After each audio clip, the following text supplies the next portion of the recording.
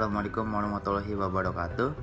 Nama saya Muhammad Faikal Hakim dengan NPM 2020 465 00141. Di sini saya perwakilan dari kelompok 3 ingin menyampaikan atau menceritakan sinopsis dari judul atau tema yang kita pilih, yaitu legenda Gunung Merapi atau asal-usul legenda Gunung Merapi.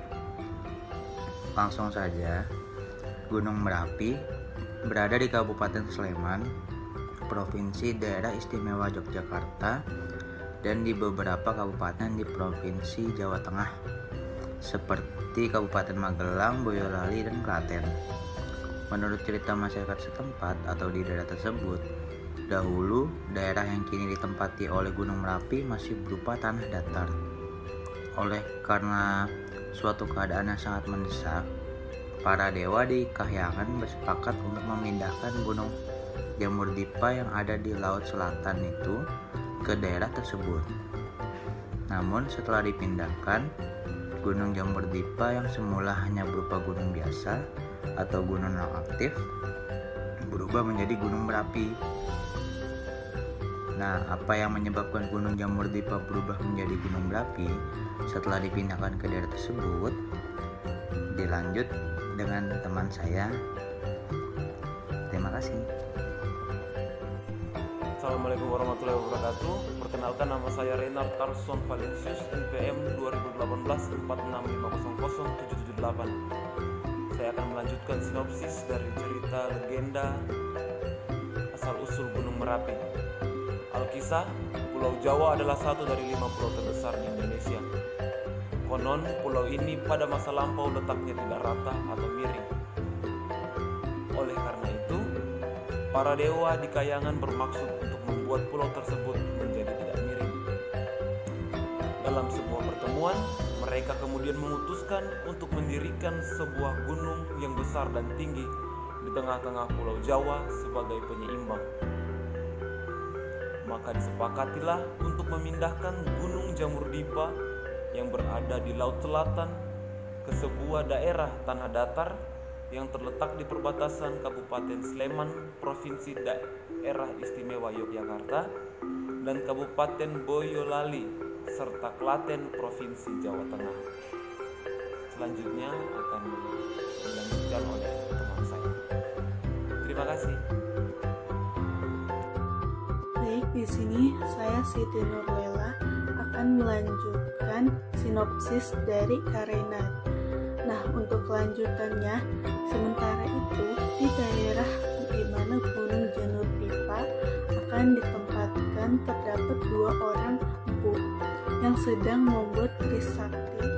Mereka adalah Empu Rama dan Empu Pamadi yang memiliki kesaktian yang tinggi.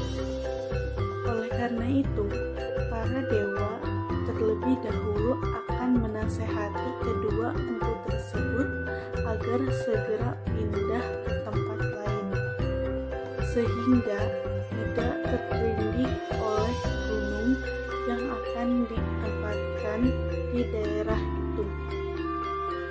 Raja para dewa Batara Guru pun segera mengutus Batara Narada dan Dewa Penyarikan beserta sejumlah pengawal dari Istana Kahyangan untuk membujuk kedua empu tersebut.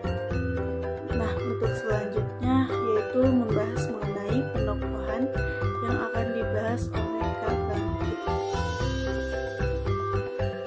Assalamualaikum, nama saya Bangkit Prasetyo Sanjaya dengan NPM 2020 465 Di sini saya akan menjelaskan tokoh-tokoh yang ada di dalam cerita Gunung Merapi. Tokoh yang pertama adalah Empu Rama. Empu Rama memiliki kesaktian yang hebat. Yang kedua adalah Empu Pamadi. Dia juga memiliki kesaktian yang hebat. Ada juga raja dan dewa-dewa. Yang pertama adalah Batara Guru. Dia adalah salah satu dewa di cerita Gunung Merapi. Yang kedua adalah Batara Narada. Juga dia adalah seorang dewa yang ada di dalam cerita Gunung Merapi ini. Yang ketiga ketiga dewa penyihar ikan, yang keempat adalah dewa Bayu yang bertugas sebagai meniup gunung ke tempat. Assalamualaikum warahmatullahi wabarakatuh.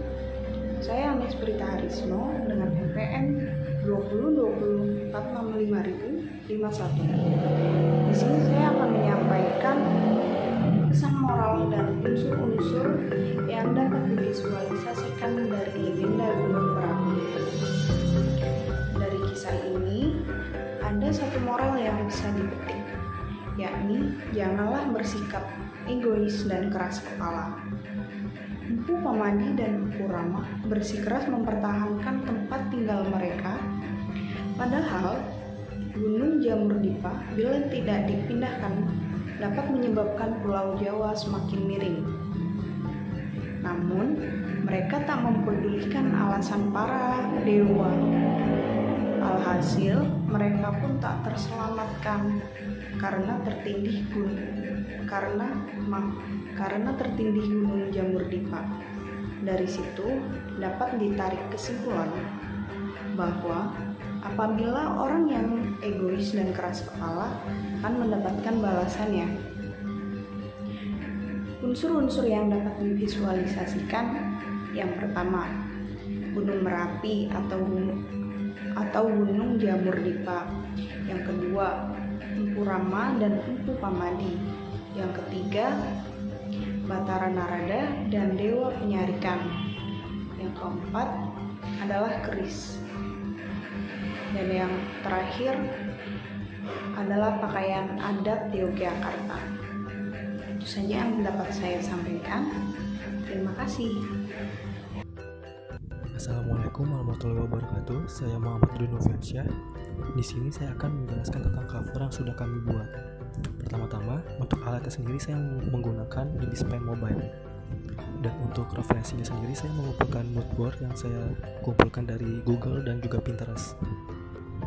Lalu untuk ilustrasinya sendiri yang sudah saya gambar untuk cover buku cerita rakyat ini, pertama-tama tentunya sebagai latar belakang atau background, saya menggambar sebuah gunung Merapi yang sedang erupsi atau sedang aktif-aktifnya gitu.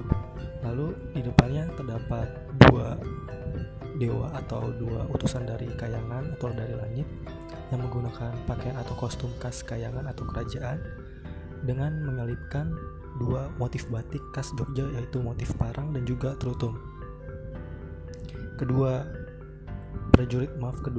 dewa ini juga memegang tombak sebagai senjata mereka. Lalu di bagian depan terdapat dua empu penempat keris yang sedang memasang kuda-kuda untuk mempertahankan tempat daerah mereka agar tidak dijadikan tempat dari Gunung Jamur-Dipa itu sendiri. Mereka juga menggunakan pakaian adat khas Jogja yang biasa kita jumpai untuk acara-acara adat atau tradisi yang ada. Di tangan mereka, saya juga menggambarkan mereka sedang memegang keris sebagai penggambaran bahwa mereka adalah penempa keris yang handal dengan menggambarkan keris berwarna emas. Saya juga telah membuat mock-up dari buku yang akan menjadi prototipe bagi para klien atau pencetak atau penerbit dari buku ini.